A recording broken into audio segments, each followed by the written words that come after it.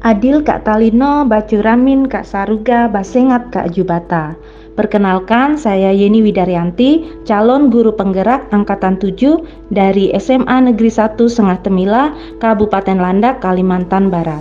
Pada kesempatan kali ini, saya akan melaksanakan wawancara tugas demonstrasi kontekstual modul 3.1 tentang pengambilan keputusan berbasis nilai-nilai kebajikan. Sudah hadir bersama saya saat ini di ujung saluran telepon Bapak Herianto SPD selaku Kepala Sekolah SD Negeri 38 Susuan, Kecamatan Mempawah Hulu. Halo, selamat pagi Bapak Heri. Ya Bu, halo selamat pagi. Bagaimana kabarnya hari ini Pak? Baik, luar biasa, puji Tuhan. Puji Tuhan, Bapak Heri sehat, tetap semangat. Terima kasih Pak Heri sudah meluangkan waktu untuk saya. Maksud saya menghubungi Pak Heri yaitu saya ingin menimba ilmu dari Pak Heri dan berbagi pengalaman dalam pengambilan keputusan sebagai kepala sekolah. Langsung saja ya Pak, untuk pertanyaan yang pertama. Bapak Heri selama menjadi kepala sekolah SD Negeri 38 Susuan, adakah satu masalah yang Bapak hadapi sebagai pemimpin di mana masalah tersebut menimbulkan dilema dalam penyelesaiannya? Jika ada, bagaimana cara penyelesaian permasalahan tersebut? Ya Bu, di sekolah saya pernah ada satu masalah, yaitu berkaitan dengan kedisiplinan di dalam guru melaksanakan tugas Bu. Jadi itu merupakan masalah dilema dalam saya mengambil keputusan. Lantas keputusan apa yang Bapak ambil saat itu? Waktu itu saya memanggil guru yang bersangkutan untuk berdiskusi 4 mata berkaitan dengan permasalahan yang menyangkut kinerjanya, di mana saya harus mempertegas berkaitan dengan kesepakatan sekolah, yaitu tentang budaya positif yang berkaitan dengan disiplin. Dari apa yang Bapak sampaikan, menurut saya keputusan yang Bapak ambil sudah sangat tepat. Jadi dari modul yang saya pelajari saat ini ada 2 jenis dilema, yaitu dilema etika yang merupakan dilema kebenaran lawan kebenaran, dan juga bujukan moral yang merupakan kebenaran lawan kesalahan. Menurut Bapak, bagaimana Bapak dapat mengidentifikasi kasus yang Bapak hadapi, mana yang merupakan dilema etika dan mana yang merupakan bujukan moral? Dari kasus yang saya hadapi di sekolah saya bisa mengidentifikasi berdasarkan tingkatannya, berdasarkan masalahnya, di mana ada bujukan moral dan ada juga dilema etika. Tapi khusus yang saya tangani berkaitan dengan kedisiplinan ini, yaitu di situ saya melihat ada dilema etika, karena di situ bagaimana saya harus mengambil keputusan yang berbasis hasil akhir, juga berbasis peraturan, serta keputusan yang saya ambil saya berpikir berbasis rasa peduli. Itu yang menurut saya dilema etika. Jadi bagaimana Bapak menjalankan pengambilan keputusan di sekolah, terutama untuk kasus-kasus di mana ada 2 kepentingan yang sama-sama benar atau sama-sama mengandung nilai kebajikan? Hal yang saya lakukan adalah pengujian dari paradigma itu sendiri, di mana ada dilema etika itu berkaitan dengan paradigma benar melawan benar. Jadi dari hal itu saya konversikan atau saya bandingkan dengan keempat paradigma di dalam pengambilan keputusan dalam situasi ini. Yang pertama, dia berkaitan kepentingan dia pribadi atau individu melawan kepentingan kelompok. Dalam hal ini adalah warga sekolah, terutama siswa.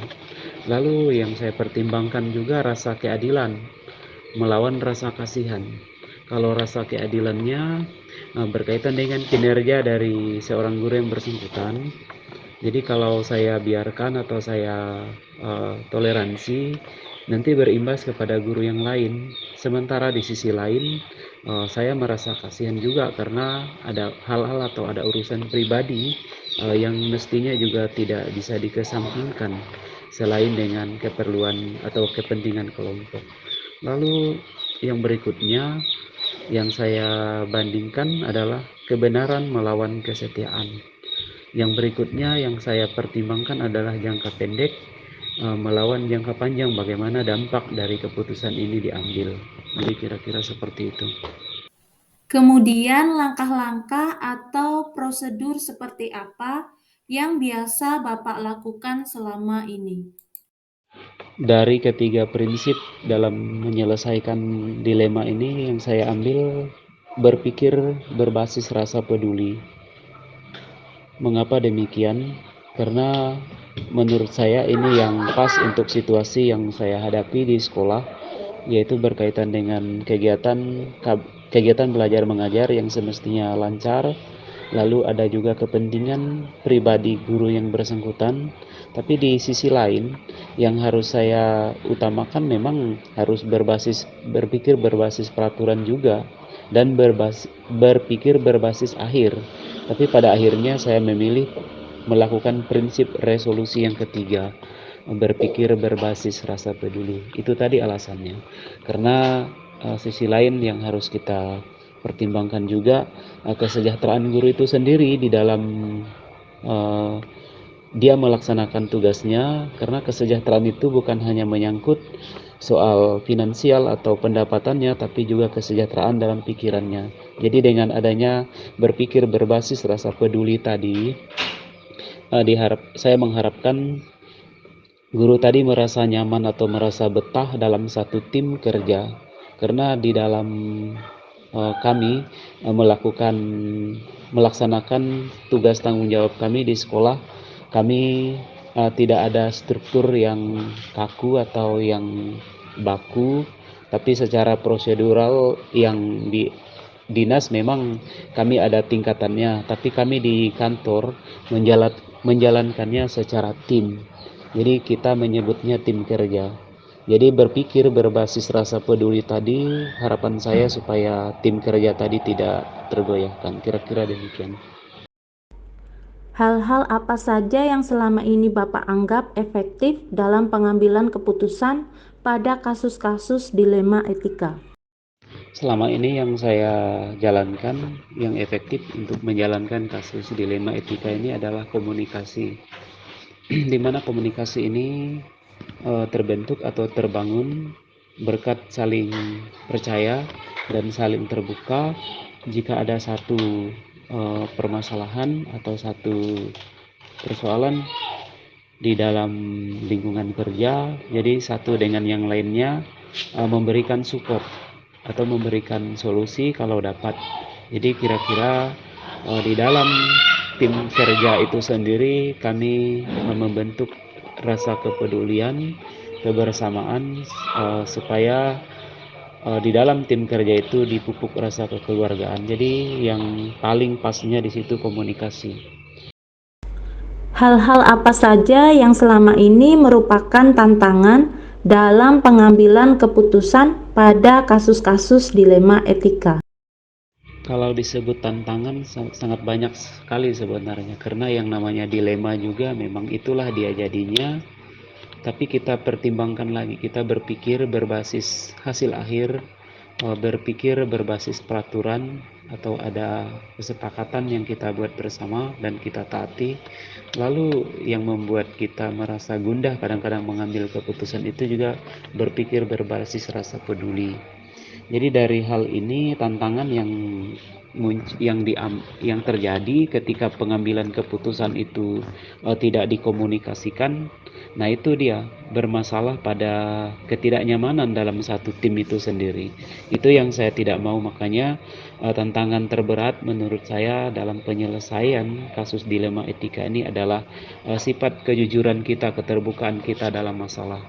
Jadi sekecil apapun masalah, tentunya yang wajar untuk diketahui tim atau rekan kita supaya ada jalan keluar. Jadi tantangannya di situ keterbukaan. kadang-kadang di situ. Jadi kalau ada sesuatu yang terjadi dalam pribadi seseorang atau tim kerja tadi, lalu di sana tidak ada keterbukaan. Nah, itu yang jadi masalah tersendiri bagi dia dan berdampak pada kinerjanya. Sehingga kita sebagai yang dituakan di sekolah merasa juga tidak bisa memasuki areanya atau bisa mengetahui permasalahannya. Nah, itu yang masalah baru bisa muncul. Oleh karenanya itu, tantangan di sini adalah bagaimana dia bersifat jujur dan terbuka dari setiap masalah yang ada. Kira-kira itu tantangan yang sering terjadi. Apakah Pak Heri memiliki sebuah jadwal tertentu dalam sebuah penyelesaian kasus dilema etika? Apakah Pak Heri langsung menyelesaikan di tempat atau memiliki sebuah jadwal untuk menyelesaikannya? Bentuk atau prosedur seperti apa yang Pak Heri jalankan? Nah, etika di sini tidak ada membuat jadwal khusus untuk penyelesaian masalahnya, tapi masalah ini kita lihat situasinya. Kalau misalnya halnya tidak terlalu urgent, masalahnya bisa langsung selesai, clear pada saat itu juga. Tapi kalau masalahnya terlalu berat untuk diselesaikan dalam satu tim kecil, yaitu sekolah saja, biasanya kita melibatkan komite. Komite sekolah ini sangat penting peranannya di dalam satu sekolah, di mana mereka berperan sebagai penghubung antara sekolah dengan masyarakat itu sendiri. Jadi di sana kalau ada hal-hal yang sangat urgent dan kasusnya dianggap terlalu besar untuk diselesaikan. Dalam Adakah seseorang atau faktor-faktor apa saja yang selama ini mempermudah atau membantu Bapak dalam pengambilan keputusan dalam kasus-kasus dilema etika? banyak yang berperan dalam pengambilan keputusan ini supaya saya merasa mudah. Di antaranya adalah tim kerja sendiri, yaitu rekan guru yang lain, lalu komite sekolah, dan ada juga pengawas sekolah. Dan yang lebih berperan penting di sana adalah peran keluarga juga di dalam kinerja, bagaimana keluarga berperan untuk mensupport dari dalam supaya kinerja yang dilakukan itu benar-benar maksimal. Dari semua hal yang telah disampaikan, pembelajaran apa yang dapat Bapak petik dari pengalaman Bapak mengambil keputusan dilema etika? Dari hal yang disampaikan di atas tadi, banyak sekali pembelajaran yang diambil dalam pengambilan keputusan yang dilema etika tadi. Jadi terutama di sini masalah keterbukaan dan kejujuran kita dari setiap masalah yang terjadi atau kekurangan yang ada, terutama di dalam menjalankan fungsi kita sebagai pendidik. Jadi hal ini di sini banyak hal yang saya temukan bagaimana supaya kita bersifat terbuka, dan juga sebaiknya kita bila kita terlalu permisif, artinya kita kompromi, maka kita bisa menjadi apatis dan tidak bisa mengenali aspek-aspek permasalahan etika lagi. Jadi inilah yang dilema etika menurut saya yang bisa dipetik dari pengalaman tentang pengambilan keputusan berbasis etika tadi. Jadi intinya kita jangan terlalu permisif atau kompromi dengan hal yang berkaitan dengan etika, tapi juga tidak bisa terlalu kendor juga, supaya keputusan yang diambil tadi benar-benar berdampak positif dan satu keputusan yang berarti untuk masa depan. Artinya di sini kita menerapkan prinsip berpikir berbasis hasil akhir. Kira-kira demikian pemaparan yang bisa saya bagikan supaya ini bisa kita maknai dan akhirnya boleh bermanfaat bagi kita semuanya. Terima kasih. Luar biasa sekali Pak Heri, saya bisa belajar banyak hal. Walaupun saya belum bisa menjadi pemimpin dalam ruang lingkup yang besar seperti sekolah, tetapi saya sudah bisa merasakan bagaimana dilema yang akan terjadi di sekolah. Namun, dengan perbincangan bersama Bapak Heri, saya bisa belajar banyak hal, bagaimana menyikapi kasus dilema etika maupun bujukan moral.